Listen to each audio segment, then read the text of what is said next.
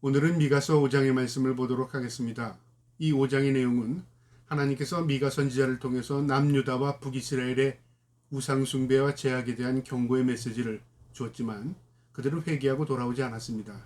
결국 그들의 죄악의 결과로 북이스라엘은 아수르로, 남유다는 바벨론으로 포로로 잡혀가게 되지만 그들을 버리신 것이 아니라 때가 되매 그들을 회복시키겠다는 하나님의 약속이 있었습니다. 또한 하나님께서는 이 5장을 통해서 이스라엘 민족에게 메시아를 보내주시겠다는 약속의 메시지를 오늘 미가를 통해서 주시는 겁니다. 이 말씀을 통해서 오늘도 하나님이 주시는 그 은혜가 무엇이며 우리와 함께 하시는 그 하나님의 은혜와 사랑을 말씀을 통해서 깨달을 수 있는 저와 여러분 되기를 주님의 이름으로 축복합니다. 5장 1절에 딸 군대여 너는 때를 모을지어다 그들이 우리를 애워쌌으니 막대기로 이스라엘 재판자의 뺨을 치리로다. 이스라엘 백성들이 아수르와 바벨론의 침공을 통해서요 가진 모욕과 가진 고난을 다 당합니다. 지도자들은 뺨을 맞고 그리고 죽임을 당하고요. 백성들은 포로로 잡혀가게 됩니다. 그러니까 이제 끝났다고 생각했겠죠. 그러나 하나님께서 그들을 버리신 것이 아닙니다. 그들이 그 고난을 통해서 믿음을 회복하길 원하셨고요. 그 가운데서도 남은 자들을 하나님께서 구원하시겠다는 하나님의 섭리가 있었습니다.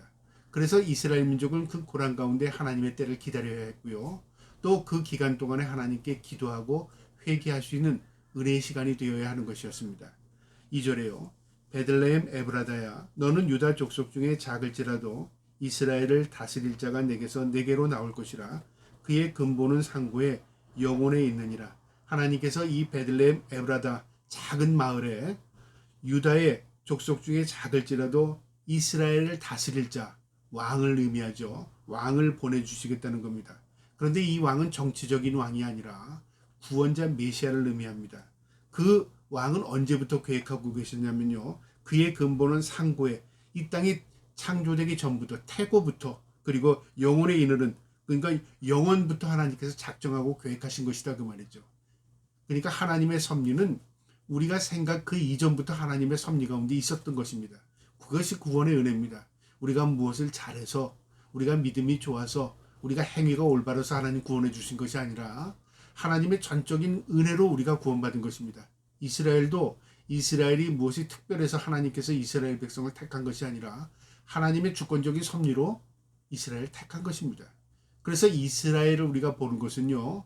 이스라엘에 되어지는 일들을 통해서 하나님께서 어떻게 세상을 움직이고 계시는가 그것을 우리가 볼 수 있는 것입니다. 하나님께서 베들레헴에 메시아를 보내주시겠다고 미가 선지자를 통해서 약속하셨습니다. 3절에요. 그러므로 여인이 해산하기까지 그들을 붙여두시겠고 그 후에는 그의 형제 가운데 남은 자가 이스라엘 자손에게 돌아오리니. 하나님께서 마치 이스라엘 민족이 여자의 해산의 고통처럼 고통스럽게 하나님께서 만드시지만 그것을 하나님께서 모르시는 게 아니라 하나님께서 참고 기다리시는 겁니다. 그리고 그들이 돌아오기까지요. 그리고 그 가운데 남은 자들 구원받을 백성들을 하나님께서 다시 이스라엘로 돌아오게 하시겠다는 약속입니다. 4절에요.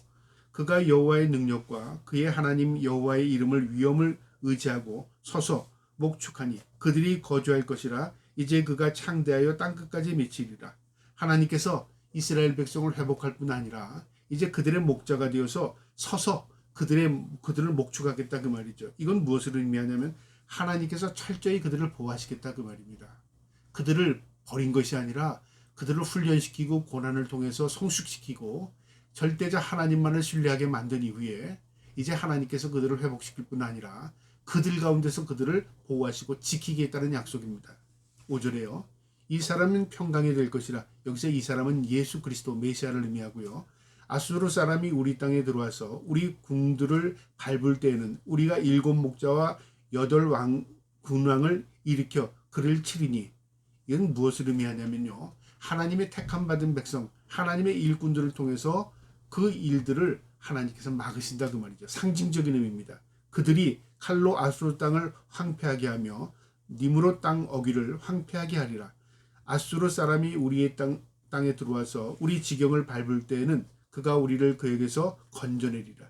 하나님께서 하나님의 때에 하나님의 방법대로 하나님께서 이스라엘을 보호하시고 지키겠다는 것뿐만 아니라 하나님의 백성은 어떤 상황 가운데서도 하나님이 보호하시겠다는 약속입니다. 7절에요. 야곱의 남은 자들은 많은 백성이 가운데 있으니 그들은 여호와께로부터 내리는 이슬 같고 풀 위에 내리는 단비 같아서 사람을 기다리지 아니하며 인생을 기다리지 아니할 것이라. 무엇을 의미하냐면요. 단비 같고 이슬 같다는 의미는 참으로 하나님의 기쁨이 된다는 겁니다. 하나님께서 하나님의 택함 받은 백성들을요. 하나님께서 보호하시는 하나님의 놀라운 섭리를 의미합니다. 이것은 인간의 노력으로 구원받는 게 아닙니다. 전적인 하나님의 구원의 은혜입니다. 그래서 인생을 기다리지 않는다. 이것은 우리의 계획이 아니라 하나님의 섭리 가운데 하나님 구속해 나가시는 겁니다. 은혜입니다. 8절에요. 야곱의 남은 자는 여러 나라 가운데와 많은 백성 가운데 있으리니 그들은 숲풀의 짐승들의 사자 같고 양떼 중에 젊은 사자 같아서 만일 그가 지나간즉 밟고 찢으리니 능히 구원할 자가 없을 것이라. 이 연약한 이스라엘이 사자 같고 젊은 사자 같이 용맹을 떨치게 될 것이고 하나님께서 그들을 강하게 하실 것이다 그 말이죠. 상징적인 의미입니다. 그러니까 그들이 지금은 포로로 잡혀가고 힘없고 그리고 아무 능력이 없는 것 같지만 하나님께서 그들과 함께 하시고 그들의 목자가 되었을 때는 그들이 강한 사자처럼 젊은 사자처럼 놀라운 능력을 발휘하게 될 것이다. 이것은 무엇을 의미할까요? 영적으로 보면 복음의 능력이 아닐까요? 이스라엘 민족이 하나님을 배반함으로 인하여 그들은 흩어진 민족이 되었지만 이방 민족은 그 이후에 그들이 복음을 받아들임을 통해서 영적인 이스라엘 민족이 된 것입니다. 그래서 그것이 놀라운 역사입니다. 복음의 역사는요. 우리의 생각같이 이루어지는 것이 아니라 하나님의 놀라운 섭리가 이루어지는 것입니다. 9절에요. 내 손이 내 대적들 위에 들려서 내 모든 원수를 진멸하기를 바라노라. 메시아 예수 그리스도를 상징하는 것이고요. 이제 10절에는 하나님의 심판을 의미합니다.